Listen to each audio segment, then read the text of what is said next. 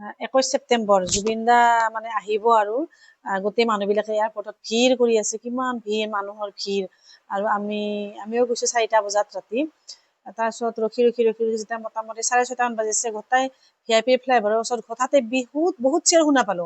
চিঞৰ শুনা পোৱাৰ পিছত এতিয়া ভাবিলো যে কি হ'ল ডেড বডি ওপৰেদি গ'ল নেকি। আমি তলত ইমান মানুহ ৰখি আছো, হাজাৰ হাজাৰ মানুহ এয়াৰপৰ্টত, VIP চকত, ৰাস্তাত। তাৰপিছত তেতিয়া এটা ল'ৰা আহিলে, এই ল'ৰাজন আহিলে। এই ল'ৰাজন আহি পেলাই ক'লে, নাই নাই নাই, ওপৰেদি নিবই নোৱাৰে, ইমান হাল্লা হৈও লাভ নাই, কাৰণ ওপৰেদি নিয়াৰ কাৰণেতো ৰাস্তা নাই ন, দেখা পাৰা ৰাস্তাটোৱে আছে, গতিকে কেনেকে যাব। ইমান মানুহ ৰখি আছে, সহজ কথা নেকি। গতিকে নাই, তলেদিয়ে যাব। আমিও গোটেই মানে একদম কিবা হৈ গলো আৰু। এই ল'ৰাজনে ক'লে, নাই নাই, জুবিন দা ভগৱান হয়।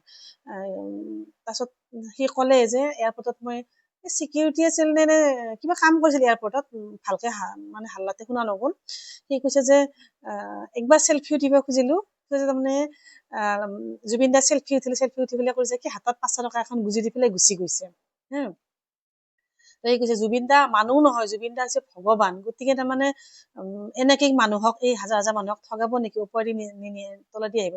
তেতিয়া সেই পিছত গম পাইছিলো, আচলতে পিছদিনাহে গম পালো যে সেই যে বহুত চিঞৰ আছিল, কিয় ফ্লাইটখন আহি যেতিয়া এয়াৰপৰ্টৰ ভিতৰত পৰিছিল, ফ্লাইটখন লেণ্ড কৰোতে ইমান হাল্লা কৰিছিল। আৰু ভাবকচোন বাহিৰত যেতিয়া গ'ল, তেতিয়া কি পৰিৱেশ। সেই আচলতে ক'ব গ'লে আমি লাকি যিয়ে সেই সময়খিনিৰ সাক্ষী হৈ ৰৈছো। মোৰ ল'ৰা, হাজবেণ্ডে পিছে ডিউটিৰ কাৰণে যাব লগা হ'ল, ওচৰ চুবুৰীয়া। গতিকে ভাবকচোন কেনেকুৱা এটা পৰিৱেশ। আৰু এটা মানে লিজেণ্ডৰ এই ফিউনাৰেলত যে আমি যে এটা সৰু মানুহ হিচাপে অংশগ্ৰহণ কৰিছো, এইটো এটা বহুত ভাগ্যৱান, নহয় জানো। স্মৃতি হৈ ৰব সদায় এইখিনি।